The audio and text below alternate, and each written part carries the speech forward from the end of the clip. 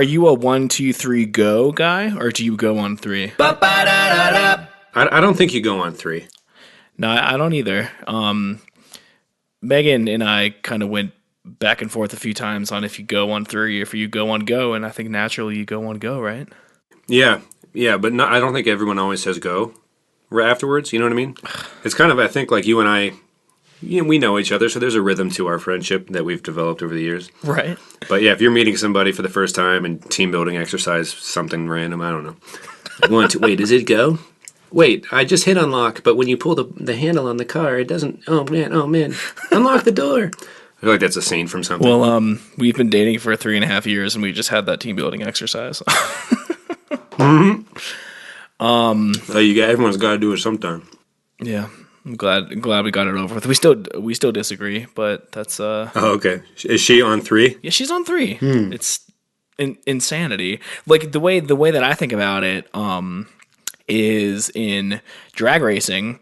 You have, I think it's like a red light, 2 yellow lights, and then the green light, and it goes boop boop boop boop. Right? That's 1, 2, 3, go. Right. Yeah. You ever been on the top Thrill Dragster at Cedar Point? I have. It's that exact. Yeah. Boop boop boop. But yeah, you don't go on 3. You know what I mean? Nobody's going on the first or second yellow light. There's a big green one at the bottom. Hey, hold on. Hold on 1 second. I forgot to grab a notebook and a pen to keep track of every time that you swear, because I know it'll happen. Did I just do that? No, I'm just getting ready for it. Okay. I was like, if I didn't even notice, if I did it and not notice, then we got problems. No, you're good. I'll be right back. Feel free to chat amongst yourself. Okay. I'm eating noodles out of a bowl that I have applied. I don't have any spaghetti sauce in my fridge, so I put butter and salt and pepper in it. Pretty simple. Kind of a poor man's, not even a poor man's spaghetti, just kind of like a poor man's, well, I don't even know if it's a poor man's thing. Well, I guess that is technically true, but at the moment, but, bachelor life, whatever. Gotten better at cooking. Haven't always been that great. Haven't always really tried that hard, but, butter noodles is a comfort food type thing. Maybe that's just a Midwestern thing. I'm not sure. Nonetheless, it gets the job done. All right, that took way longer than I expected. No, that's all right. You can cut that out if you want. It's just me talking about butter noodles. Ooh. Didn't we have like there was something about butter noodles at like my old house during band practice. Didn't we make like a whole 5-pound bag of butter noodles or something? I mean, it was like one of the first recipes I ever learned. other than pancakes. Okay. Well, you do make the best pancakes, man. As I masticate all over this thing. Right. Matt Zewe, a guy we knew in high school. I think you met him in marching band. Yep. It was like one of the most crazy turning points in my life, but he splashed. Like, I was just making them on Saturday, like my dad always did, and I always did when I had friends later. And he came over and injected orange juice into my batter. Like, I was just taken aback by his brash, and then he was just like, shh, trust me. Shh. He didn't put his finger to my lips or anything, but he was just like so confident. And then he dashed a little cinnamon in there, and next thing I knew, I had a new recipe for pancake batter that I've never turned away from. I'm surprised you just talked about that, because I thought that was like some huge secret. Like, I've always No, my dad always just followed the instructions on the Bisquick box. Sure. And our like father-son bonding was centered pretty mainly around flipping the pancakes at the appropriate time, and like when you watch the bubbles burst, when the bubbles just start to get far between enough, and you see that last big bubble go, then you flip and all that. And then he'd try to fit as many as he could onto the skillet. And like if you were a true flipping master, you could handle 6 on this big skillet we had. And that was most Saturdays. You know what I mean? Like, yeah. Take the dog for a walk. We'd listen to classic rock radio, and every time the Who would play, he'd be like, "Pat, who is this?" And I never understood the joke, and I'd always just guess incorrectly. I'm like, "Oh, it's the Who." I was like, "Oh, okay." After a while, it didn't get funny because I knew the discography of the Who after a while, but right. Then we'd go make pancakes. It was a pretty nice little routine. Man, some of my best memories of our old band. 4 Under Par, which we talked about in the. Yeah, I mean, we don't have to say the name of the band every episode. Oh man, I'm gonna say it at every chance I get. All right. But we used to go over to. We were always at my house because I played drums in that band, and that's where the set was. Yep. So we would make like breakfast almost every time we were there, right? I mean, well, we always just stayed over. It wasn't like, hey mom, can I sleep over at Tom's? It was like, I'll see you in a couple days. I'm going to Tom's. Right. Or there were days that I would just come home from school and like Zach would be in the basement just playing my drums. Like he lived like a half an hour away and would just show up. It was pretty awesome, but we always made. I'm surprised your mother put up with such an open. It was very cool of her, I guess, in hindsight, her willingness to put up with our noise. Right, and it's I feel like it's like not to say my mom like isn't like cool and stuff like that, but she was like kind of weirdly cool with just like you guys showing up unannounced and like eating all our food and especially you breaking everything in the house. But okay, it was like only a few things. It was like several things. Granted, more than anyone's average for any house they've ever visited. And the fact that one of the items was one of the Hummel style. What's the Christmas scene where the manger set? What's that called? The three. What is it? The Three Kings. The Wise Men. Yeah, but there's like a name for the set. Oh, the nativity. Nativity scene. Yeah. Granted, it was like the one, like it was just, but it was like a B-list shepherd. You know what I mean? It wasn't any of the main dudes. So anyway, I feel bad about it. And then there's the one time at your mother's 50th birthday party, which this is the only detail from that night I feel like sharing. But I'll say I'll just tripped and fell into the siding that had been put up onto the house earlier that week, if not earlier that day. It was like just dented it the week before that, brand new siding, and yeah. You just obliterated it, like not head first necessarily. With that said, I'm not sure I could. Well, anyway, I've done some damage to that place, and I should send your mother some residual checks or something. Right. Well, she's like retired. Last Tuesday, I think, and she's moving down to Florida with my grandma, who's been living with my mom for the past year or so. So they're like renting out my old house, and to be honest with you, the price was super tempting, but then you'd be living in Erie, so I decided to pass on that. Yeah, I get that. It's a nice house, though. It was a great place to grow up as a teenager. I just don't know if there's, you want to believe in the place you're from, and I just don't know if there's enough going on in Erie to have. I don't know what kind of jobs are even there. Not much. Right. I mean, even if we weren't, well, yeah, like even so, like a generation below us might have had a chance to go work at the Hammer Mill Paper Company or GE even, but they've downsized a whole lot, and I'm not sure how much industry is even left. I guess it's the typical Rust Belt tragic story of a city, but Detroit on a smaller scale, but not quite as tragic, perhaps. Yeah, it's it's pretty bad. It's getting worse. But you're right. Like there's in these areas like Buffalo, Detroit, Cleveland, Erie, right along Lake Erie, there, where you and I, we only done one episode, so. Right. Yeah, we grew up in Erie, PA, right on the lake there. But yeah, there's all these abandoned factories and things like that. But that, like, if you can, like, they say Cleveland's coming back, which, I've lived here for a couple months now, and I would have to agree with that sentiment. It's definitely not going anywhere fast, and there's a little bit of a resurgence in a few neighborhoods. But yeah, I mean, like you said, everything's happening in Denver, and there's jobs in places like Denver and Austin and all these cities that are booming. But, you got those cheap houses, and do you take a bet on one of those Rust Belt cities and get in on the, I guess you could say, get in on the ground floor of... Sure. What, do you buy a house for like, I don't even know. Do you mind sharing what the house was worth? My mom bought the house in Erie. It was like a 4-bedroom, finished basement. Was this the Wesleyville house, or was this the No, West? this is on the west side, which is like a pretty nice, quiet neighborhood, 4-bedroom, brand new roof, windows, nice yard. Like, I mean, it was like a nice neighborhood. I've never owned a key to a house that I've lived in. Like, we just left the doors unlocked.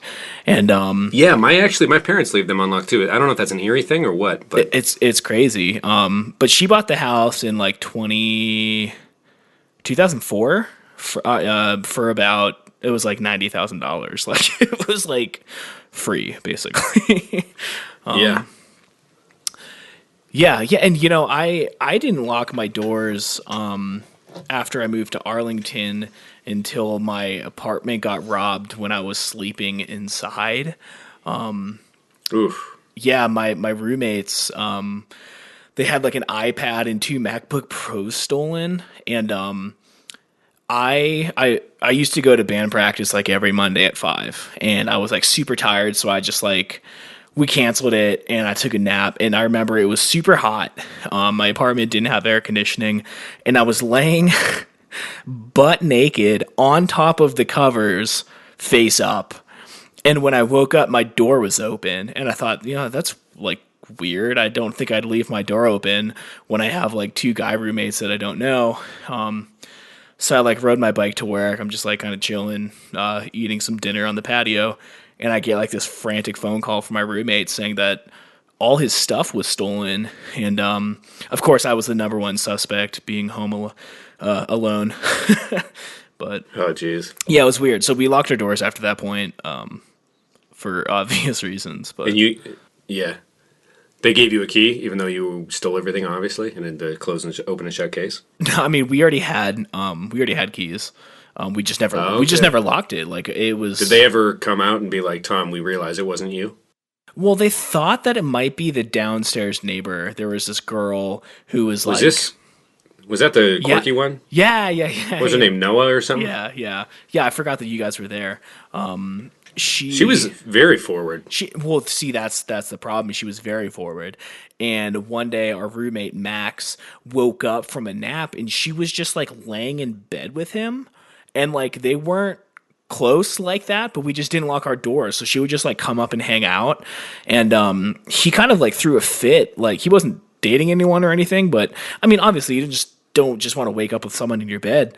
And he like told her off and like flipped out. And then like 2 days later, their stuff got stolen. But I don't think she had anything against me, so I don't think she would have like come in my room to steal my stuff. She was hanging out with us when we recorded music that one summer when when the temperatures got to like 110 or whatever. It was 106 that whole weekend. That was the worst. I do remember her just kind of showing up and laying down though. Maybe that was just, I don't know if it was a dating tactic or she just was doing some drugs, or she grew up in kind of a interesting family dynamic I've never heard of before. I don't know. Yeah, I mean, I'm not sure. That was kind of like, she did it quite a bit. And like, I thought she was like, I don't know, she was nice. I wasn't nice. trying to, accept any advances if that's what they were. I'm pretty... Right, but the thing is, she'd get to that point and there was no advances of a sexual nature. It was just kind of like, hey, what's up? Was waiting for you to wake up. You want to, it was weird. Like,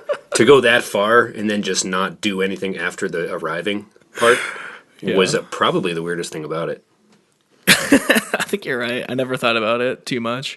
I mean, like, you've broken so many social constructs just arriving here in my bed as I sleep.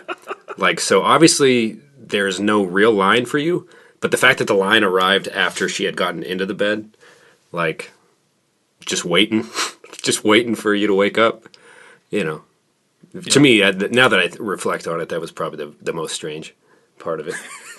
But, segue here. Welcome to Reminiscent Episode 2. Yes. The story, which I think this is becoming, you and I have recently moved to new cities and we're trying, what we're doing to kind of survive and save money and do this. You eventually moved away from that Arlington apartment. And then we're kind of... Episode 1, we talked about the fact that you moved to Denver recently, and now I think we're, as we move along here, for our listeners, just kind of delving into what happened next. How'd your first week go?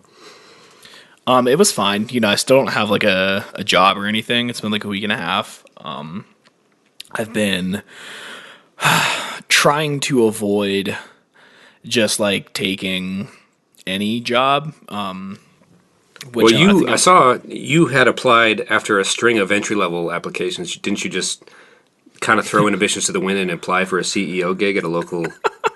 Like, you just, like, maybe I'll skip this part and just see, like, become a story on Huffington Post or something. Like, this guy just said, I don't care, I'm going for it. And he did. That was kind of... I don't think you can call it a protest, but it was definitely aimed at the wrong person. I never plan on getting into politics on this show, mostly because I'm severely...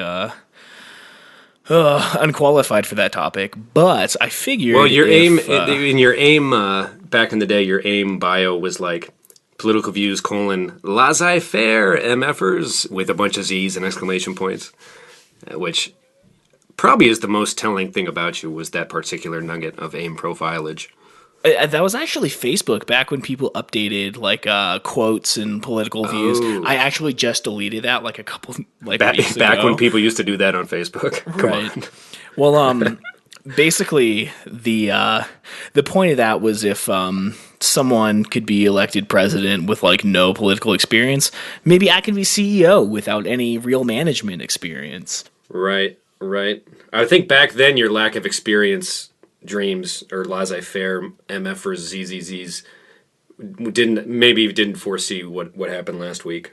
I guess it's the second week of November now, third week. Right.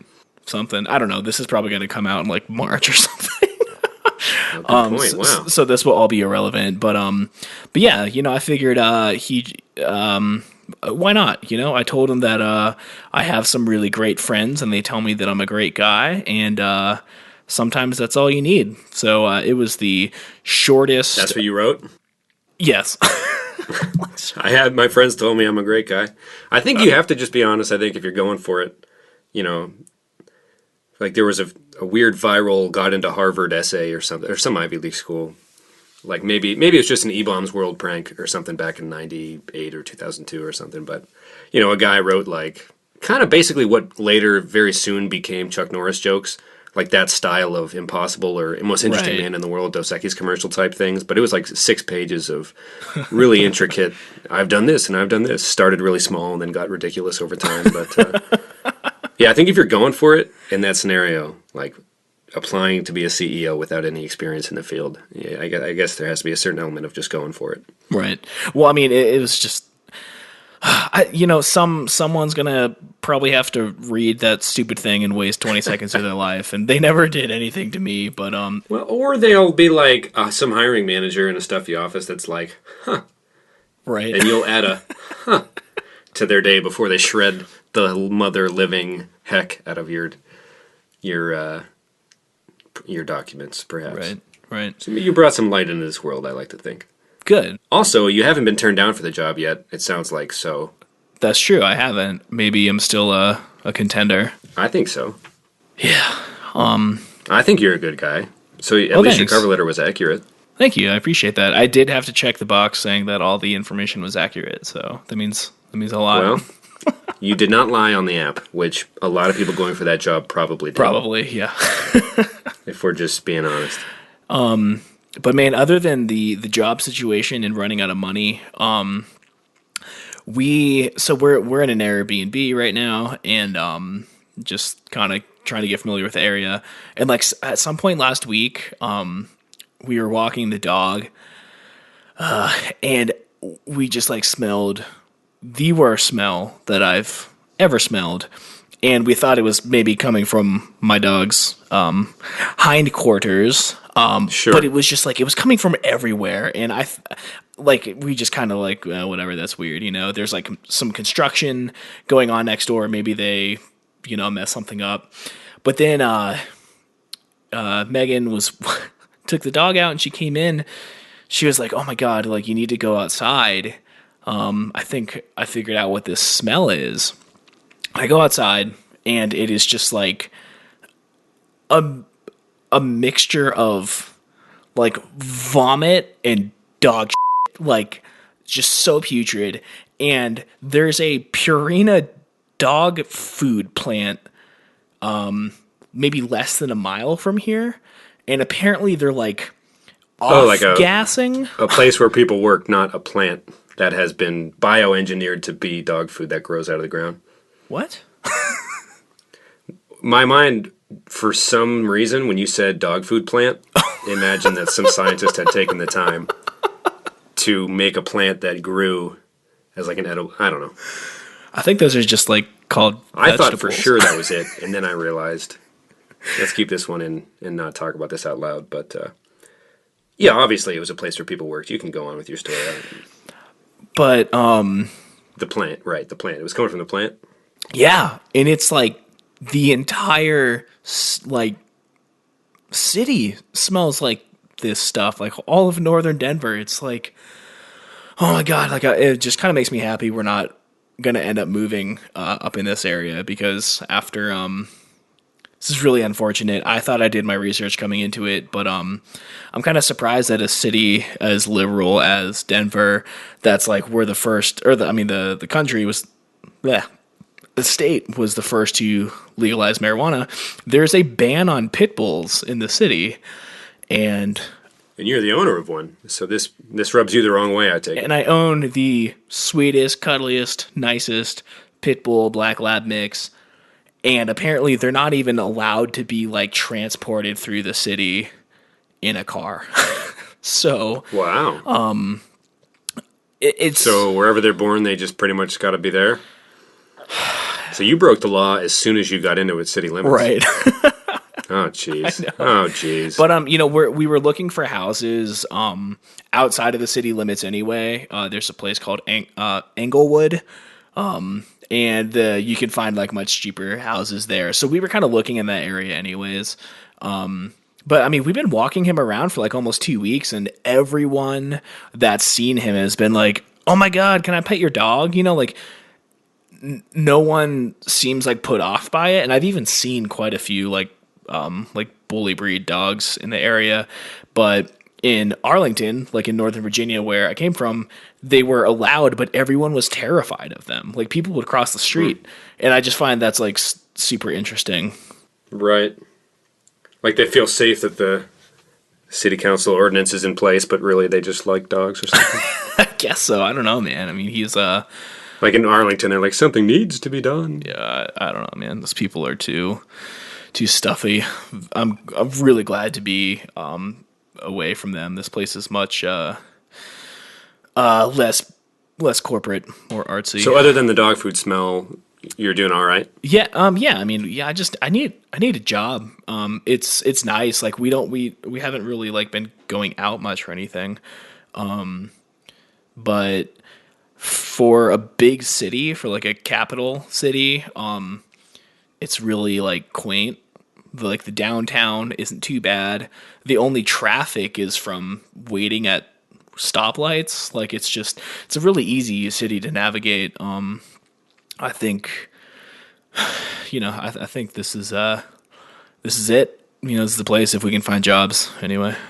Ooh, that's all right. So you're pretty convinced a few days in here.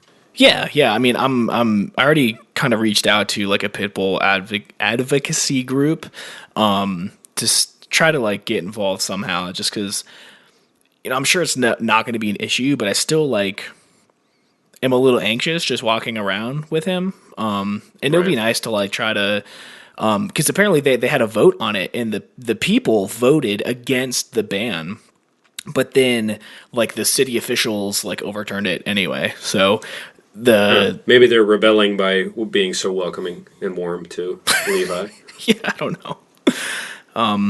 But what about Cleveland? You've talked about that place forever. I mean, mainly in the form of a Drew Carey show. Yeah, kind of a sports sense. And I realize now that I moved here, I've only ever really been to the stadiums with my dad. But it's got some stuff, man. I think I might have mentioned this last week, but I think when people I've heard make fun of the Browns and like the city, right? I think they don't know they've been making fun of Detroit this whole time, or like that level of severe poverty, I guess. Right. But yeah, there's some legitimate, neighborhoods that are pretty vibrant. Little Italy is pretty real. You know, there's a good stretch of a few blocks with some nice Italian restaurants and things like that. They have like a festival every summer, the Feast of the, oh gosh, I forget already. But so that's, you know, pretty cool. There's like the University Circle area, which is, you know, Case Western's near there, and just kind of the art museum, Cleveland Art Museum is in that area, and they have a nice little pond you can walk around. It kind of sits on top, looking down. You know, Ohio City is kind of probably the trendier, I guess you could say, hipster neighborhood. Is that an all right term to use? But anyway, you know, totally gentrified. Rents have shot up down over by the West Side Market. Sure. Kind of across a bridge over the river to the west. And then Tremont is kind of closer to the city, where there's some nice places to grab brunch and stuff. And, you know, there's some places where you wouldn't even know, like you could find yourself enjoying a nice Sunday and not even realize, like, oh, wait, I'm supposed to, people laugh at Cleveland jokes. I didn't right. You know. But no, it's a pleasant surprise, big time. And like you were talking about the Erie house prices, like, I'm wondering if, you know, if I feel comfortable enough here, or are they just pulling the trigger now? You know, if it were to make this giant comeback, which I'm not sure it would ever make a giant comeback, but it would be. It's nice to know that I could afford to maybe live in a house or someday that I purchased or something like that. You know, I know millennials aren't supposed to buy houses or cars, but you know, someday it doesn't feel right to just keep throwing hundreds away at, you know, apartment landlords for the rest of time. That feels like a waste of resources to a certain degree. Yeah, man, it's bad. It is. I don't think I've ever had an evil landlord, but I never had a good one. You know, it's just kind of, they got to make their living, and it's, but, you know, Cleveland's all right. I moved here in May, and so I moved out of college. Well, let me backtrack a little bit. Graduated in 2013, and I took a job in Albuquerque, New Mexico. I was going to college in Ohio, at Ohio University, and then took a job in Albuquerque because I had student loans or whatever. I needed to pay them off. So I lived pretty, you know, solo for like a year, just, you know, learning a whole new town, whole new friends, and it takes a while. There's like a process to it.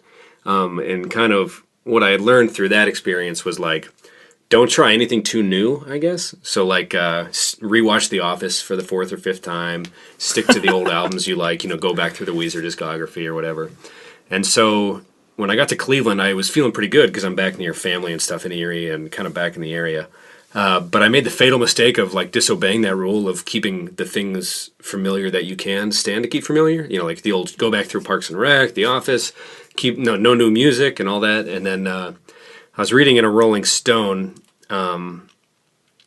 you know, some James Taylor interview. He was like, yeah, you know, there's that book he hands the girl in Annie Hall, the Woody Allen movie, The Denial of Death. I've been reading that recently.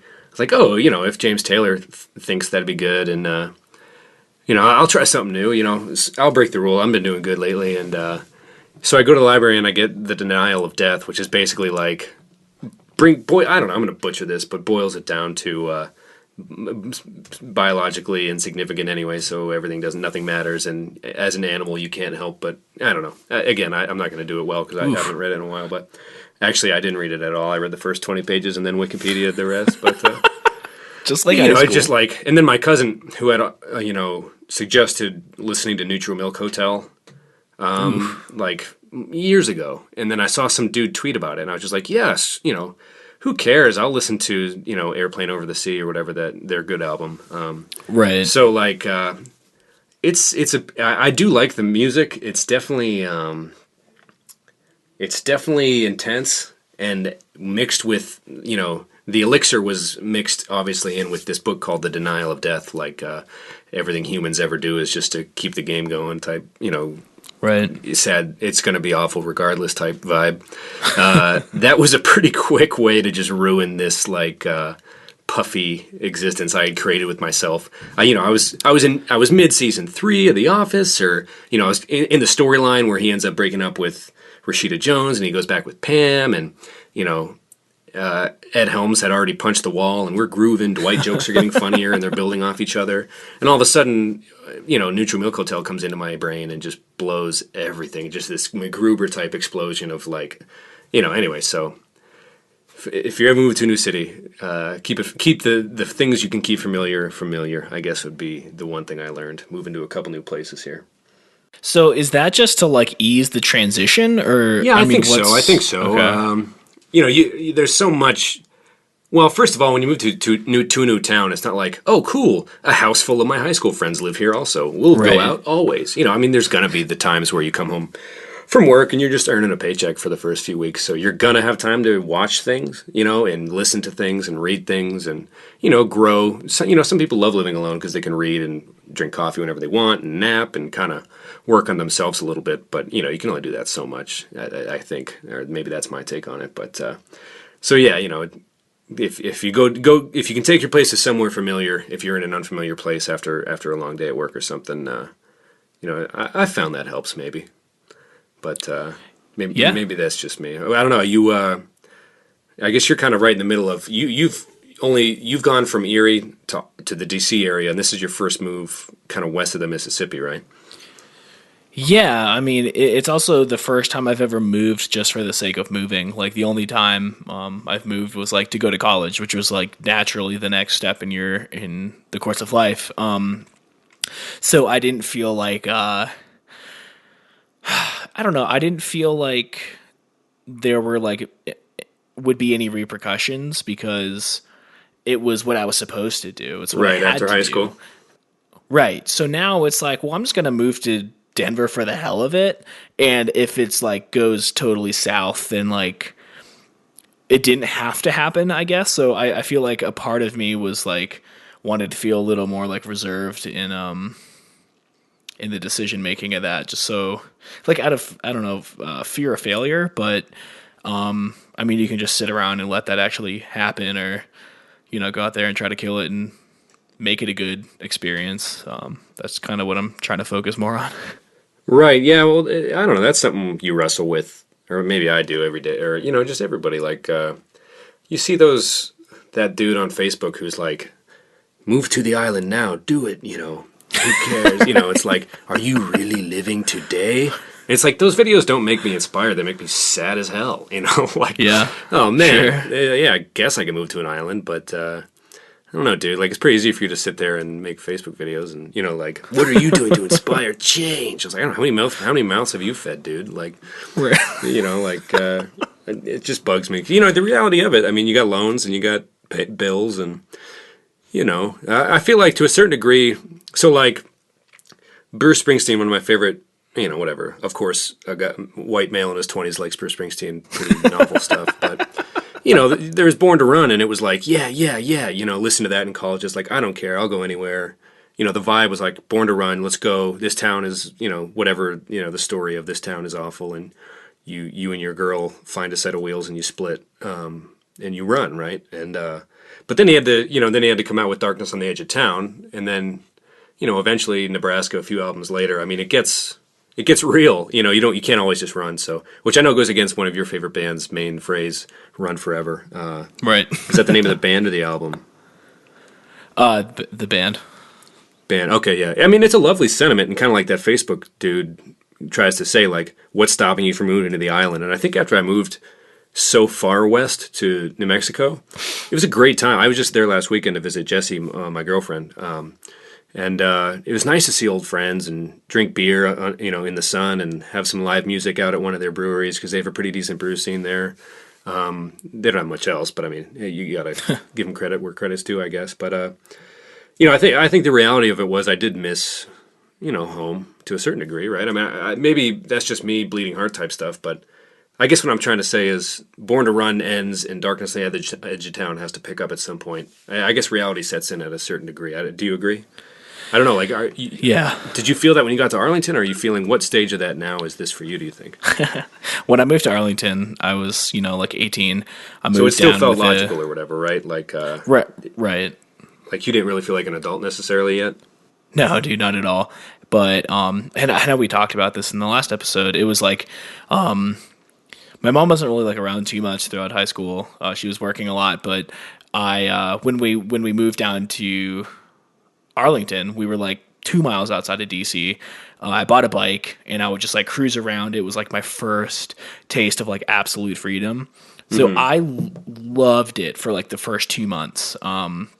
Meanwhile, my friend Ryan, who moved down here from Erie with me, he was like super depressed for the 2 months. Like we were totally on opposite wavelengths there, which pretty much summed up the rest of our relationship after we moved out there. Well, I think that's another. I mean, at the time, it would have been like, what a square, you know what I mean? Like, yeah, go back to Erie and stay there. But now it's like, man, good for you. Yeah, go back and enjoy it. You know what I mean? Because there's friends and memories and familiarities there that I think can bring comfort. But I'm sure at the time it didn't necessarily. The feng shui was probably off in the apartment. Yeah. I mean, the whole situation, like the whole first 2 he months also of college told was super your weird. girlfriend some lies for whatever reason, right? Yeah, just trying to stir the pot. We don't need to get into that. Oh, sorry. But, I thought we already did. Maybe that was just no, we did. But I think that was on one of the tests. Yeah. Okay, we can cut that part out, maybe. No, it's fine. But I kind of had. I don't listen to Bruce the King, right? Or not the King, the boss. The boss. Elvis is the king. Okay. Of rock and roll, or just the king, and I think Michael Jackson is the king of pop. And then Prince, I think, transcends both as Prince. I'm not sure. The artist formerly known as. And then apparently everyone likes Bowie more. It's weird as the celebrity deaths roll in where you rank people based on the amount of respect they get from the rest of the music industry. Sure. Yeah, I think Prince might trump, based on his, I don't know, the way people responded to that and some of the clips of him absolutely shredding at the Super Bowl and the artistry that went into it. It's pretty cool to see that, like, wait, he was probably more talented and respected than Elvis in some circles. And, he couldn't dance like MJ, but, I mean, he's, I don't know, legacy artists or something. He's got to be in anybody's top 3 or 5 in terms of raw talent or something. But that was a bit of a rant. I forget what we were talking about. No, that's fine. I guess I had never listened to him, so I just viewed him as this Dave Chappelle skit joke. And then 2 YouTube videos later were like, him and Tom Petty and Eric Clapton were doing a cover of My Guitar Gently Weeps. And like Clapton, right? We're talking like some of the best guitarists of all time. And, these YouTube videos tend to circle in in memoriam after these people die or whatever. But, so Paul McCartney might have even been there. But they're playing like an extended version of the Beatles song While My Guitar Gently Weeps. And they're all just kind of like shredding in a musical break, the bridge towards the end. And Prince just kind of appears on stage, and this guitar gets lowered down. I don't know if it's by fish wire or what, but it looks like it's floating down. And he just doesn't even touch anything but the strings, it doesn't look like. He just kind of wraps his arms around it, and it hooks into his belt or something. And then he shreds for like 2 whole minutes. It's only a 6-minute video. But Clapton, McCartney, and Tom Petty are all just in awe watching him, and he just shreds. And then he just kind of throws the guitar back up into the air, and it just disappears, and then he just kind of slips, sinks back into the fog. And not only was he shredding better than everyone he was sharing the stage with, the artistry of the whole throwing the guitar and it doesn't come down thing was, I don't know, he added like this, I don't know, I was kind of upset I wasn't able to grow up with that or something maybe. No, I feel you. Although the Chappelle sketches were pretty funny. We have that at least. Right. Actually, someone did like not a think piece, they like went and dug up his old like high school JV I guess through personal accounts, they wrote this like really long article for some, not that famous, I guess, sports blog, but it came up on Twitter that somebody retweeted it. But apparently he was actually a pretty shifty little guard. Like he was a quick, decent little athlete. So they were like, the ultimate investigation, how good at basketball was Prince? We all know the sketch, but it's kind of this weird tabloidy, super in-depth, something that definitely needed delving into. But sure. And the thing is, the only conclusion after like 2,000 words was he was probably pretty good, but still kind of cool, I guess. Anyway, that was way off topic, but no, that's fine. I'm really unfamiliar with. Right. Well, there's the steaming hot take too. There, after 8 minutes of talking, Prince was talented. Right. Right. Like whoever, if anyone's listening, it's like, oh, cool. I learned absolutely nothing today. Like. What'd they talk about? Well, they're in their 20s and they don't know Prince that well, but are pretty sure he's good. So I'm going to come back for episode 3 for sure. Well, I think where did that whole thing lead from? Moving down here. It was really rad for a couple months.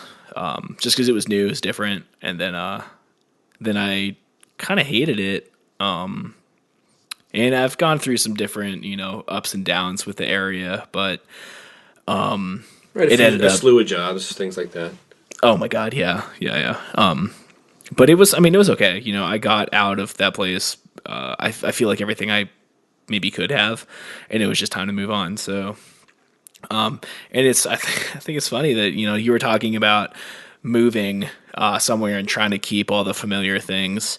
I feel like I totally had the opposite idea. Like, there were so many things I wanted to change when I moved. And one of them, I don't even know if I've told you this, I've been a vegetarian for 12 days now. So you're diving. This is new city, new food, everything. You're just shocked to the system. How's that going? Honestly, man, I don't notice like a difference. I still crave like meat, but I kind of wanted to change it up because we were living with Megan's mom and stepdad for a while, and it was like kind of like 2 years of mainly like meat and starch and like not many like vegetables. And like I personally like don't have an issue with that, but I know that it's like, 25 with the body of a like 40-year-old, I feel like sometimes. So well, there was some New York Times guy. He wrote like this kind of tongue-in-cheek column. It was like everything you need to know about dieting, and it was like 2 sentences. It was like, don't eat processed stuff. He didn't say stuff, and then eat more plants, and that was it. And it was like, wow, okay, yeah, that's all you ever need. So yeah, like you said, more vegetables is probably good, whether or not you were. Never mind, I butchered that. But you were saying you were eating a lot of starches and meats and stuff. No, I mean, eat more plants. It's so simple. Like don't drink pop, don't eat burgers from fast food, and eat more plants. It's like a super simple way to probably put good in and get better out type stuff. Yeah. First of all, it's so funny to hear you say pop. That was like such a hard habit to break. Maybe it's because I'm back in Ohio, but I was saying soda there after college and on for like. There's probably a 5-year period where I made a point to say soda. That's so funny. But it's ingrained in me, man. I can't help it. Yeah. But I definitely don't think, you can be a vegetarian and still eat like crap. I mean, we kind of destroyed some Oreos the other day. There you go. But I think a part There's of not it's... meat in Oreos? Actually, Oreo brand Oreos are vegan because apparently there's no milk or a dairy in that cream either. Whoa. Yeah. But I forget where. I think some of it's just like kind of like some compassion for animals too. Like I love animals, and I don't think that like eating them is inherently like bad or evil, but like, it's been something that's kind of been on my mind, and I figured that... Yeah, that's gained some steam. I think when the PETA dude threw blood on the woman, that was probably like, wow, those people are crazy. But that's kind of transformed in the last decade to people sharing videos of, like, cows getting lifted up by hooks by their hips and just, like, thrown around farmyards. And I mean, you don't want to have to see that, but, yeah, you're right. Like, if you can somehow affect, be the change you want to see type stuff and avoid eating from places that... mistreat animals in that way. I feel that. Yeah, and I don't know. I guess like my dream someday is to like, I mean, if millennials can ever retire, who knows? But I would like to like retire someday on like a nice farm, like preferably my dad's farm, because that's like my happy place, But I would love to have... Would you inherit it, you think? I mean, I don't know. Well, I guess you and your sister might split it, although his wife has kids too. Right, has 4 kids. Right.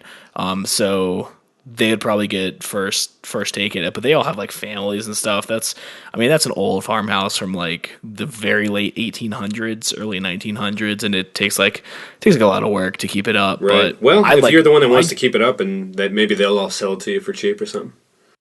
Right. And like, yeah, my dream is to just like kind of retire to that place and that'd be nice.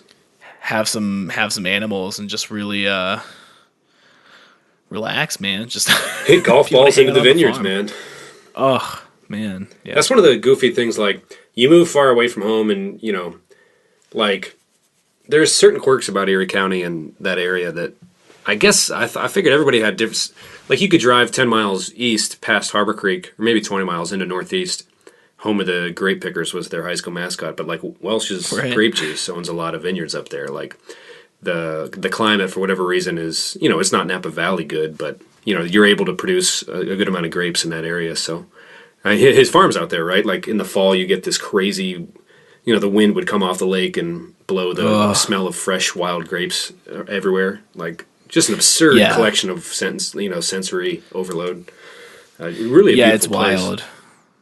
Yeah, I love it, man. Like our neighbor has 50 acres of grapes, which is like a small vineyard for that area, but it totally like surrounds our entire property like a U shape, and they just let us take grapes. My dad had a few vines, but they're really hard to keep up, so he kind of took them down. But I go out there and just like eat more grapes than anyone should in a weekend. But right.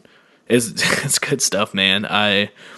That's definitely the dream. I mean, So you do foresee yourself coming back at some point, I think is what I'm hearing you admit. I guess it all depends. There's something about, New Mexico is just south of Colorado, and northern New Mexico is actually pretty mountainous. Albuquerque's a mile-high city, just like Denver.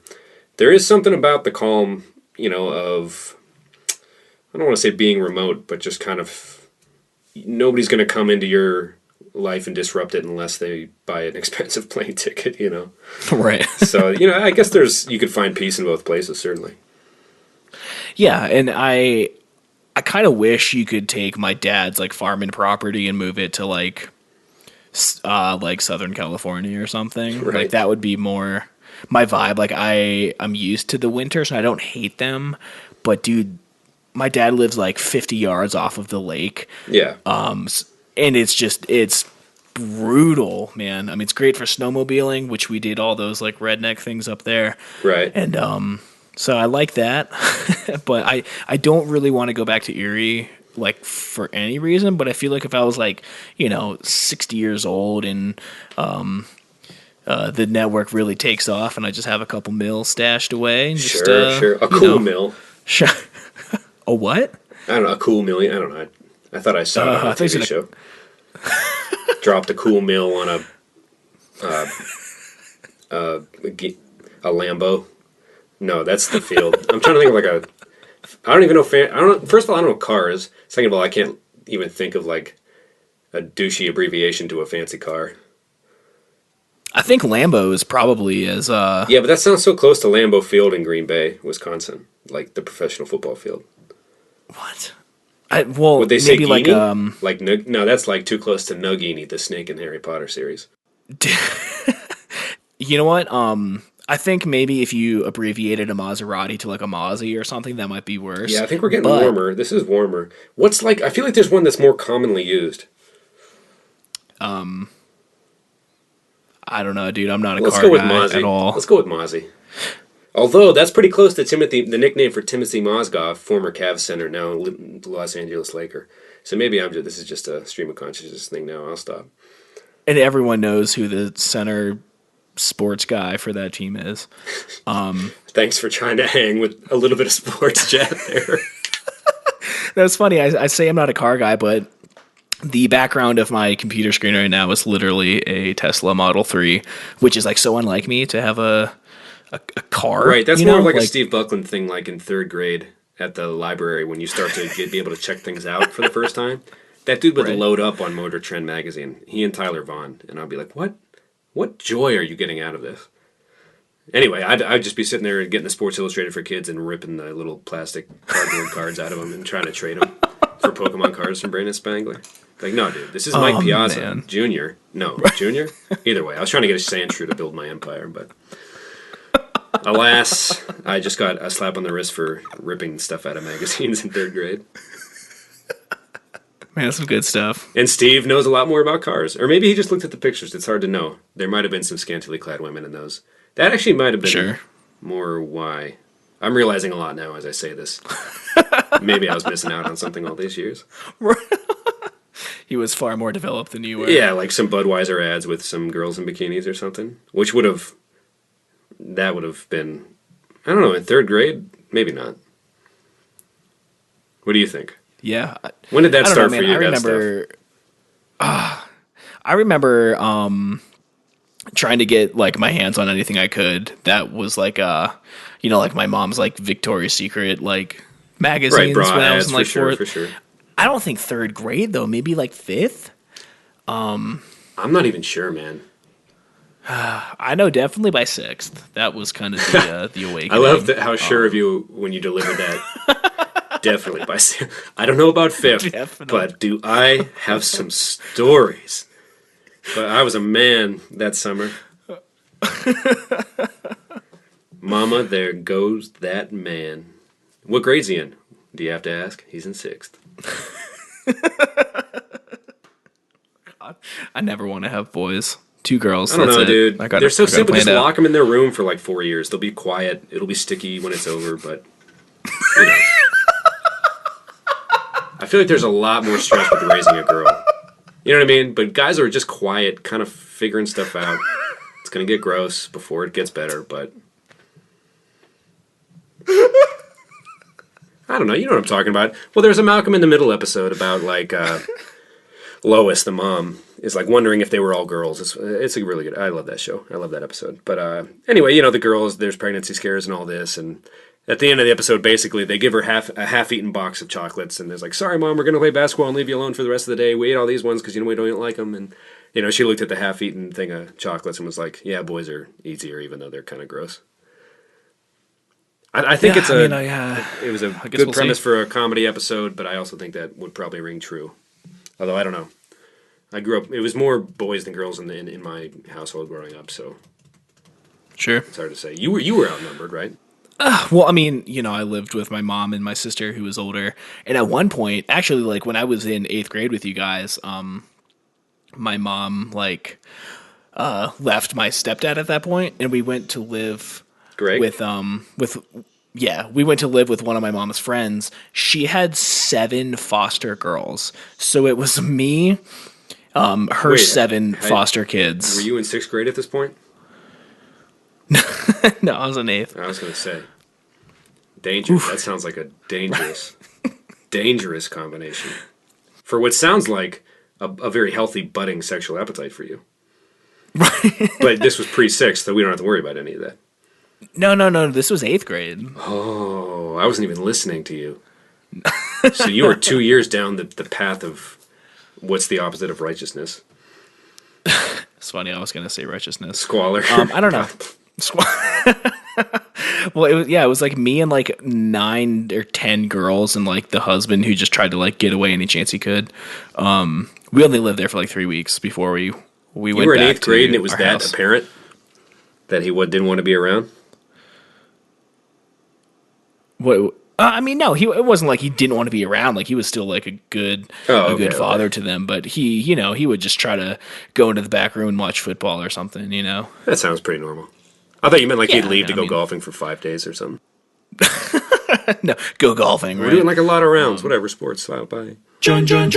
So I'm looking at the our show notes here, and it's funny because I didn't really want to change subjects too abruptly, but I see something for office bathroom etiquette, and I'm really intrigued. Oh yeah. Well, this is not. I don't really want to. This isn't like a bit about being gross and getting laughs of the poo variety. It's more of just like something.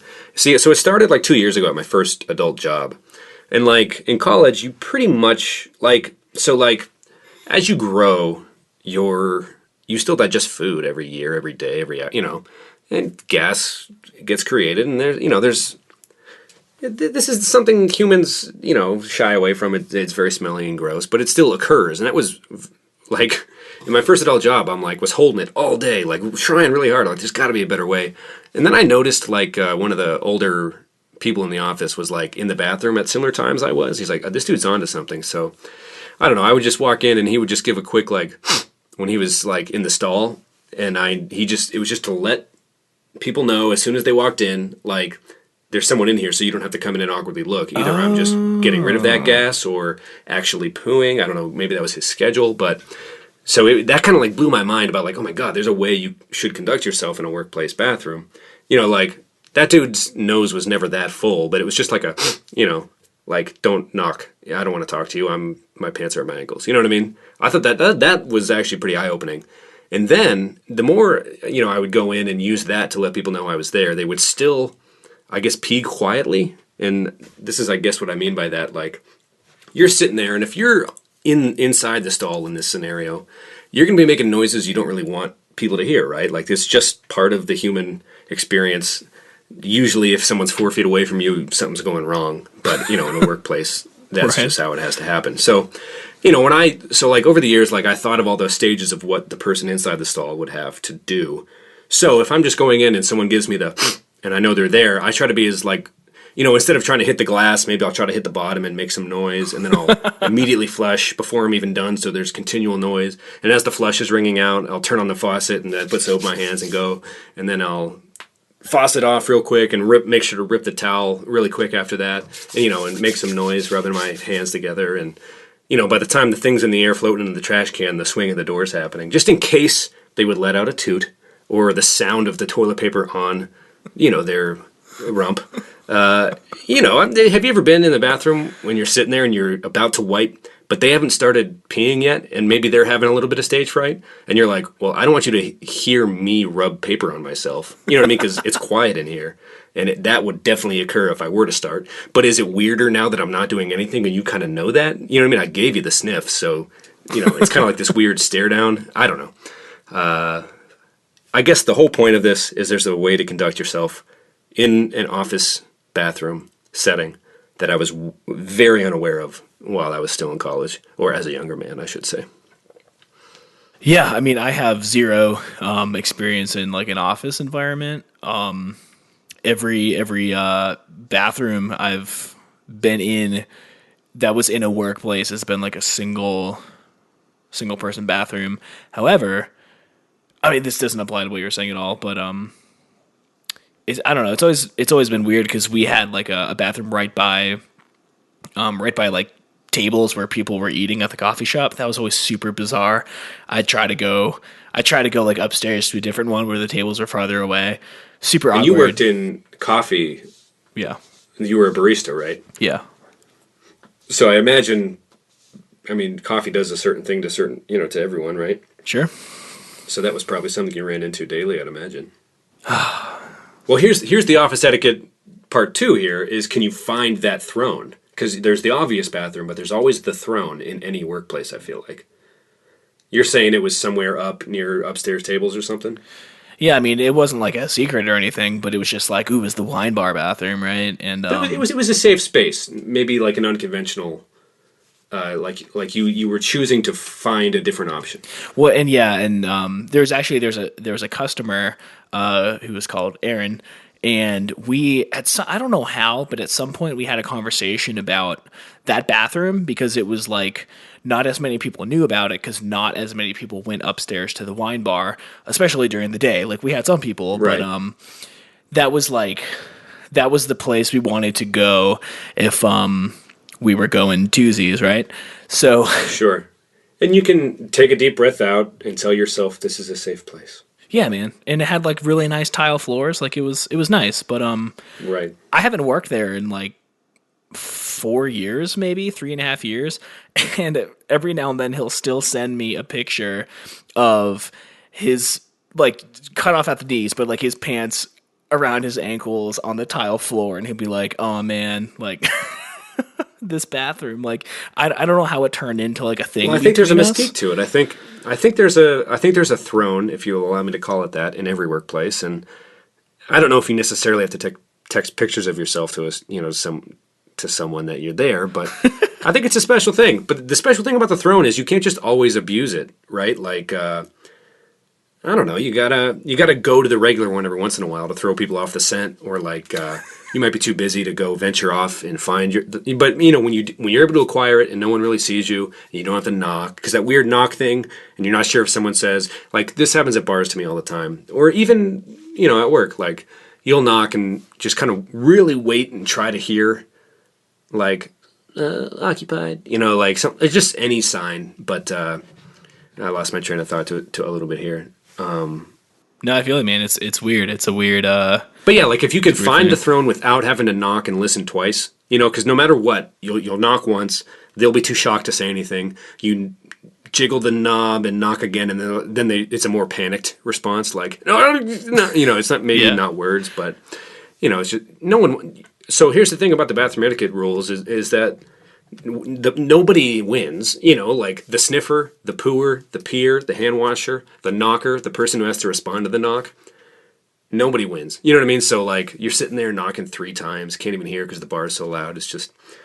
Anyway, I think what I was trying to say in terms of the throne theory was if you can find it and it's easy and no one really notices, it's one of those life simple pleasure things, I might argue. You know, it's good.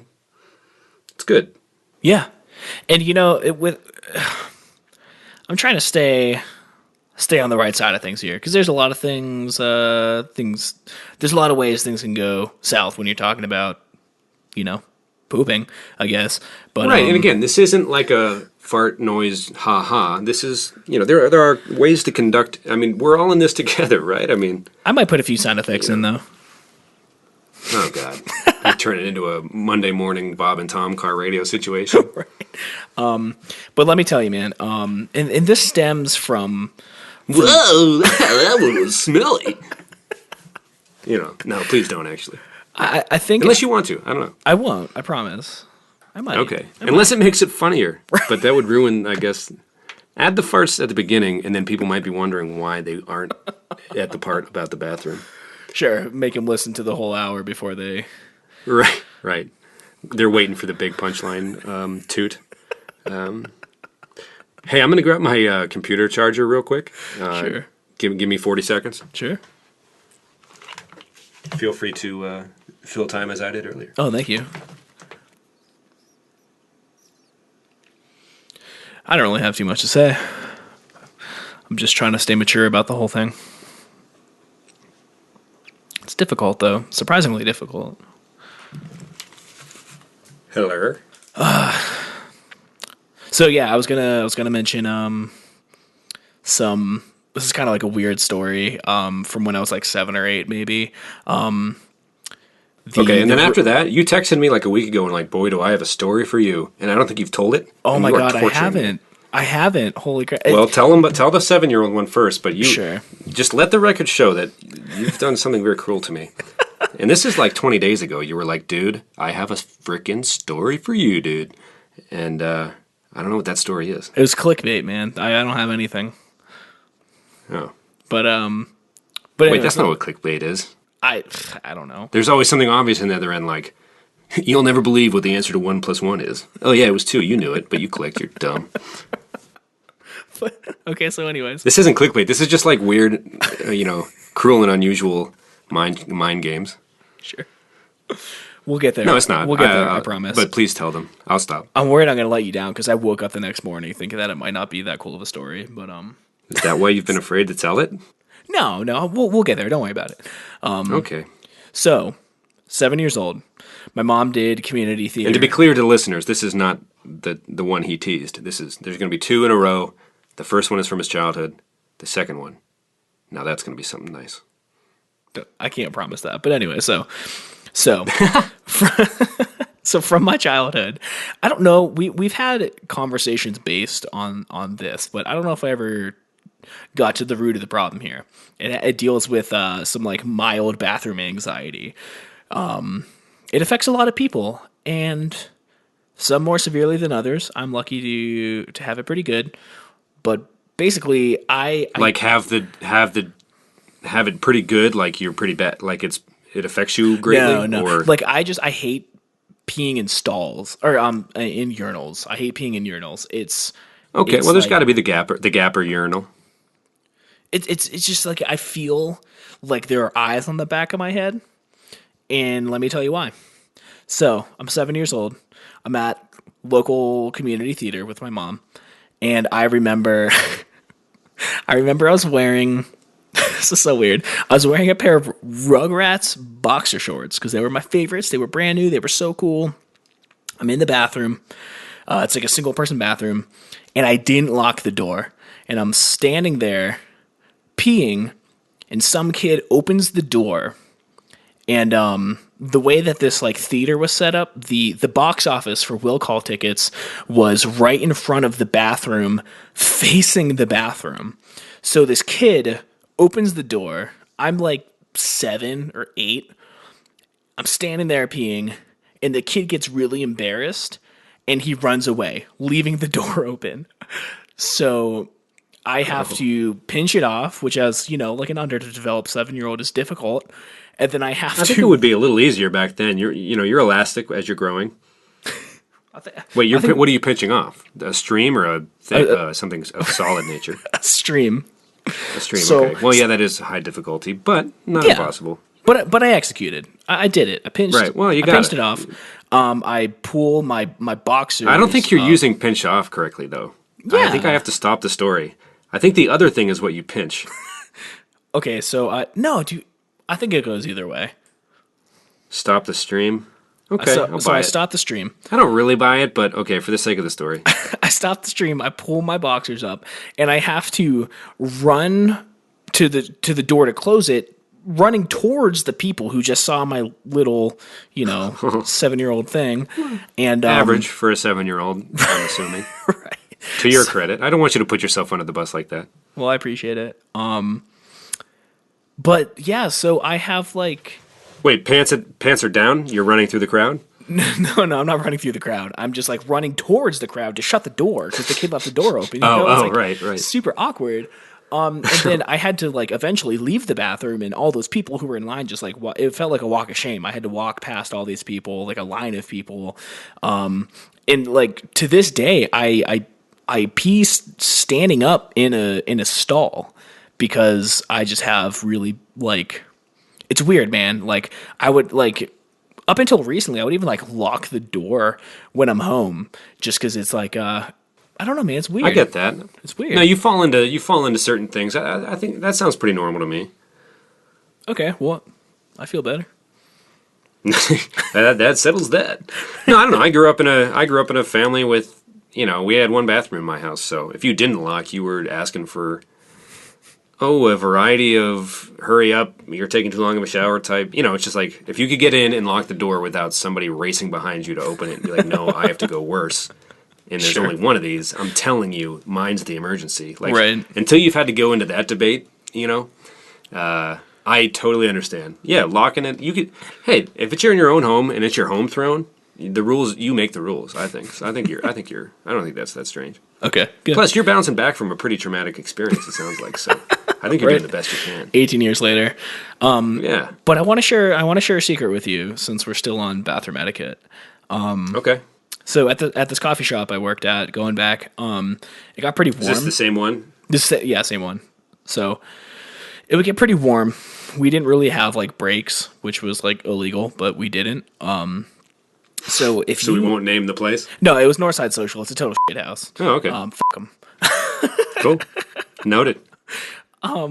So I would go if like you had to like ask to use the bathroom. Like the place was just always busy, and you're it was actually a nice place. I thought it was nice, but as a consumer, the owner is ugh. Sure. So I'd go to this upstairs bathroom. You get in, lock the door. It was one of the only. So this is the wine bar bathroom that we have mentioned earlier, right? And just to expand, it was the only bathroom with like a I think it was the only one that had a lock on the door handle as well as like a bolt lock. So in the other bathrooms, they could twist the handle, but it was bolted from like a deadbolt. But still, seeing that twist of the handle was like a little jarring when you're, using the bathroom and like facing like it's the double knock scenario all over again. Right. I know. So I''d go into this bathroom, lock the door. It was also the only bathroom with a paper towel dispenser. The rest just had like the air ones, which whatever. So I'd go into the bathroom. You take your shirt off, and then you sit down and you enjoy a nice 3 minutes alone. Is this for a Tuesday? Either. Dude, I've been sitting down all the time now. 1 or 2. Oh, so it's the shirt off sit down. Yes. It's like You're saying that's... Okay. It's a treat yourself situation, for sure. Okay, because I think I was too scared to be too without clothes, because I think I tried to take a post-shower Tuesday once, a post-shower. Sure. But you're still so wet, I guess. That's unacceptable. That's like a tough lesson to learn as a kid. You need to get back in the shower after that. Well, never ever doing that again.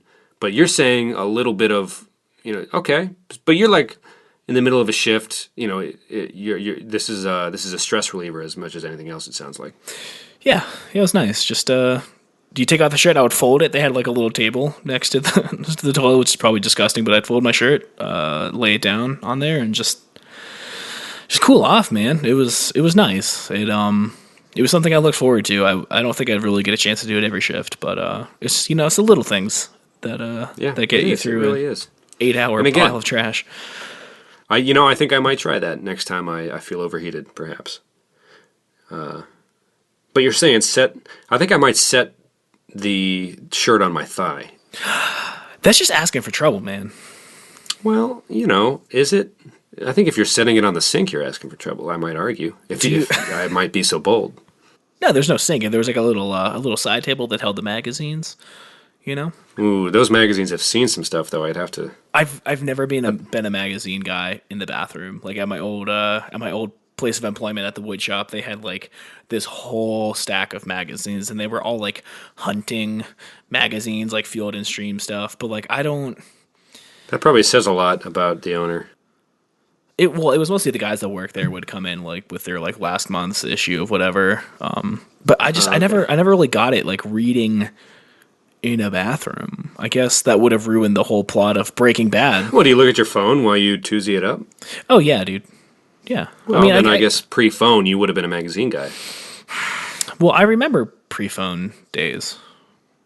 What would you do? I would grab anything. I'd read the back of the shampoo bottle, to be honest. Right. Just be horrified by all the things you can't pronounce. I didn't know that was in Pert Plus. Yeah, I mean, I guess, I don't know, maybe bring like a word search in there, but I don't know. Ooh. See, I feel like if you get a magazine though, and you're like reading, like, I mean, their articles are going to take more than 2 or 3 minutes to read, or however long you spend in there. I guess the size of the movement and your aptitude as a reader would be two major variables in that scenario. Right. But yeah, you're not going to be reading like the cover story of a Rolling Stone. Sure. I think by anybody's standards, even after Thanksgiving or something. That's all I have for. Okay, we can move off the bathroom stuff now if you'd like. So, you been listening to any new music, pal? No, not really. I haven't been listening to much music, actually. It's been... Well, you've become a podcast guy, maybe? Or are you just kind of like a peace of mind? Because this is your rebirth in Denver, right? You are kind of cleansing yourself of meat and the East, I guess. Yeah, there was something else that I was going to try to do differently while I was down here. I forgot. I was going to try to do a whole bunch of new things, but I kind of like stopped listening to that much music probably like a year ago. I was working at the wood shop. We were allowed to have headphones, and I was just listening to like the same stuff over and over. And I've never really been the type of guy to like seek out new music. And I just like was like, man, aren't like podcasts a thing? Like, don't people still listen to those? And I just like the second I downloaded my first one, that's all I listened to. What was the first one you listened to? It was it's called Encore. It was music podcasts. It was funny. I Googled punk music podcast, and it was the podcast was called Absolute Punk Podcast because it was the guys from Absolute Punk doing it. And I really like. What is that? It's like it's a music news. It's like they do music news. Okay. People review albums. Like it's like a whole like Pitchfork or something. I don't really know. I don't really read too many of those. But they changed their name to Chorus FM. They have a podcast called Encore. They talk about college football and stuff too, which in my opinion is just like the worst. I always skip all that. But it's not like so strictly music anymore. But you don't even know the center player for that team, so I wouldn't expect you to like college football very much. No, not like 0%. I was trying to quote you when you tried to reference Timofey Mozgov earlier. No, I got you. The sports guy playing the balls. But anyway, all of them. So they just kind of like would recommend a couple other podcasts, and it just like I was subscribed to like like I'm subscribed to like over 20 podcasts right now. And when I was working, 9-hour shifts and I had an hour-long commute, I like was always looking for more because I just like consumed so much. And now that I don't even have a job, but we've basically, my girlfriend and I have just been like hanging out and trying to like see the city. I'm so far behind. I need to like start cleansing, podcasts that I was just listening to like get through the day. But really that's been mostly what I've consuming, like podcasts and audiobooks, bunch of nonfiction audiobooks. But that's kind of winding down because I don't have the 9 hours a day to listen to it, I guess. Which is unfortunate. Well, or fortunate, change of pace. It's always good for, and maybe you won't listen to as many in the coming weeks, or who knows. But they were there for you when you needed them most. Yeah, and I mean, I'll still listen like as much as I can, because I love it, dude. I really do. Like, I got like I listen to them when I travel, and I've been flying back to Albuquerque a lot, or I've been trying to once a month to see Jesse. And yeah, I don't know why I don't do it more because, and I'm a pretty. I just listen to the basics like The Nerdist or Mark Maron or, I listen to Serial, of course, like everyone else told me to 4 years ago. Never listened to it.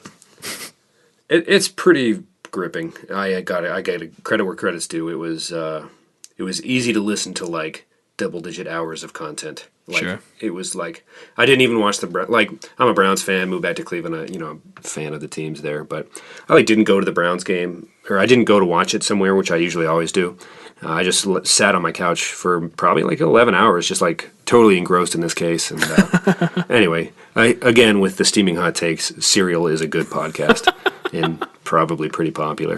Right. No, it's like NPR's most downloaded probably in the history of... Anyway, Steaming Hot Takes. Should we rename the podcast Steaming Hot Takes? That should have happened at least 7 months ago. 7 months ago. Well, it'll be more than that when March comes around. But. Oh, right, because this is future us talking right now. But they're not even good takes anyway, so timeliness isn't the issue, is it? Well, that's the novelty of it. Oh, okay. Like we're not aware it's not a time thing. It's like, what about you though with music? Well, so for Christmas, my mom got me a stack of Rolling Stones. And she accidentally, I think, put my brother's address at college on them. So recently I just got like 20 months worth of Rolling Stones like in a box. And they all have that like what to listen to page and like it's page 4 on all of them or something. But yeah, so I've been trying to sort through all that. And I think, and I'm not going to say all of them now. I think I maybe just might pick one song at the end of, of the show. Maybe this doesn't have to be a thing, but I'm going to do it this week.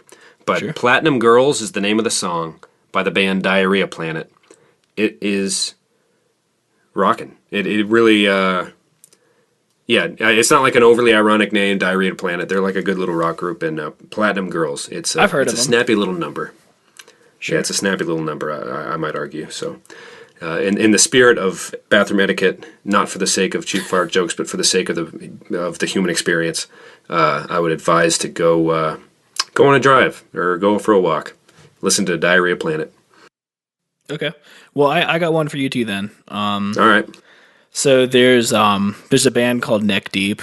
Like I'm really into pop punk. That's not a secret to you.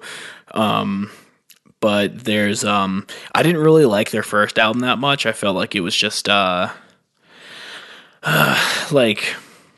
I don't know, like if you want to give it like a bad metaphor, it's like all the ingredients were there, but they didn't like cook it long enough or something, like it's just wasn't fully developed. But they came back with their like sophomore album, and it really was just like what I wanted out of the first one. The album's called Life's Not Out to Get You, which is so pop punk posy stuff.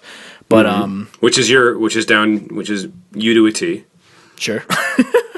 But track 7, Serpents, is like it's really intense. Like it's not a very positive song at all. It's of course, like about a girl like stealing your heart, and it's good, man. Like it's so intense, and it's like just super raw, and like the first lines in the chorus are I gave her my heart, she didn't want it, took it anyway and put a dark spell on it. And it's just like, I don't know, man. It's I found myself in that situation before, you know.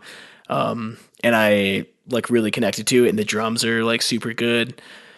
It's good, man. I think I'll give it a listen. It'd be cool, man, if we could definitely play excerpts of both of those songs as the podcast ended, but I don't know if we. What's the like? We can play 15 seconds of a song without getting sued, or 5 seconds. I forget what the rules are. I'll look into it. Anyway, yeah. So Platinum Girls is basically picture a girl with platinum blonde hair, and the lead singer is kind of a grungy music man, I guess. But he sings. I can be your new thing on the side. I can be your savage little joyride type. Kind of like Matt Damon in Good Will Hunting, getting with a girl from Harvard, even though he's from Southie. So, there's something there. He can bring something to the table. It might not look like it, but she'd have a good time. He's pretty sure, and he feels pretty confident in himself. By the way, he's singing. It sounds. Is that like a natural vibe from the singer, or is it like a character in this song? I don't know. That's actually the only song I've ever heard from them. If I'm being okay. Full disclosure. It's just, again, snappy tune. It got me right away. Well, some guy recommended the band, and I saw that it was their most listened to song on Spotify. So that's usually where I start. But if it's, I don't know. It's kind of like the pop song conundrum, or like the hit. Like if a new album comes out and you will hear the first one for like months before you hear the whole album. Do you skip that track when you get your hands on the full thing, or no do you way. listen to it all? But like, you know what I'm saying? Like, you already know you like that one, but you want to learn if you like the other ones on the album. So do you skip through it when you finally get the whole thing, or do you have to listen to it all the way through, or do you just start with the songs on the before and after that one to try to expand out into liking it all? I don't know. Yeah. But I want the tip to know which songs are the best, but I also want to kind of figure it out for myself. I don't know. Are you able to download things for offline listening on Spotify? No. They gave me that deal for the first month of premium for like $2 or something. Oh, okay. And if you have premium, I think you can download like an album to listen to in airplane mode on a flight or something. Okay. But I don't want to pay $10 a month to not hear commercials. It's just noise in my ears at work, really, to help pass the time. Gotcha. Yeah, I have Apple Music, which has been awesome, man. It's they got me. They got me on the 3-month free trial, and I've been paying them $10 every month since. Well, it's kind of like that Planet Fitness thing. It's like you just got to bank on your consumer base not really caring if they shut it down or not. You know what I mean? Like, it's just $10. I will go work out eventually. Right. And just $10 and you get to listen to all the songs you want. That sounds pretty good too, though. Yeah, I mean, and I don't really stream anything just because, I have enough like data for it, but I just prefer to like download it, if I really want it. So I have like, oh my God, almost everything on my phone right now is just like downloaded from Apple Music. Even if I have it like in my iCloud, I just download it from there just because it's like, I went through a phase of like downloading things for free, and some of them are like, you could have like wrong song titles or like demo versions of things, which is always super frustrating. Was that Groove Shark, that one site that had all the... It was all downloaded stuff people threw back onto the internet, but it was all titled wrong on purpose or something to keep the feds at bay. It was really bad for all that stuff. I downloaded what I thought was a Blink-182 song. It was actually Unwritten Law, but I listened to it for like years anyway. And I never knew who the band was though, and I just like heard it one day. I was like, oh my God, this is the fake Blink-182 band. Right. Well, on YouTube, you can look up that LIT or Lit song Came Into the Window Last Night and You're Gone. I forget what it's... Oh, My Own Worst Enemy. There's like 4 different YouTube videos, lyric videos with that song name and then Blink-182 in it, because so many people search it, it must still garner clicks or whatever. I thought that was kind of interesting. Yeah. Wow. But, so you're not the only one. That's pretty funny. Okay, good. I think that's pretty much all I had for this week, if I'm being... We've gone a healthy... We put some girth into this hour and a half, into these 90 minutes. 87. God, are you going to use that word every episode? I think I'm set to wear it out. I'll stop when it becomes, it's kind of like when people were grossed out by Moist 2 years ago. It was like really funny for a short time. I'm glad it died, but girth is working for me right now. So I think, we'll see where it takes us. Sure. Now that we've talked about it, it's already dead. I'm not going to use it next episode now, but you can if you want. Honestly, it's a safe place. You cut this girth part out. It's not funny, and it's gross. Please do. I'm sorry. Sure. That's not like a joke on top of a joke. I don't cut it off. I was rambling. All right. If you don't mind, if I'm allowed to say that. Yeah, dude. No, not at all. I feel like if a bit's going off the rails, we might as well just not. Sure. Right though. Yeah. We took some swings and got some big hits today, but that was not one of them. So. No, we'll work with it. But yeah, dude, I'm ready for bed. It's 11:11. Make a wish, which means it's like quarter after 1 where you are. So 1:11. I'm ready for bed. Well, it's all ones. Pretty good. Yeah, maybe just cut it after the music part and or something like that. But yeah, hey, this was a good one. This one felt better than the last one. Yeah, definitely. I tried to like take a quick nap before this one, kind of just like shut my eyes and watch some TV, but it was I definitely feel a little better this time around. I was feeling a little down last week. I hadn't worked like overtime or anything this time, so feeling good, feeling strong. So this one felt nice, and so now we're hitting stop. Well, not yet. We didn't say goodbye yet. Oh, okay. Bye. Okay, so now I guess this is going to be in it though. Okay, well. Tom, I hope you sleep well, and, good luck out there, man. Hopefully they call you back about that CEO job. I'm pulling for you. Thanks, man. I'm looking forward to that 6-figure salary that was promised. Hey, man, if it was promised, you got to hold them to it. Right. And all the vacation days, too. Sure. Corporate jet usage, abuse that stuff. Wait, what now? Corporate jet, abuse it. If you're in corporate America now, God, you got to take advantage of your investors. I can't wait. Yeah, it's going to be good. Fly me out. Cleveland every weekend. Yeah. I will. Buy like my block and let me live for free.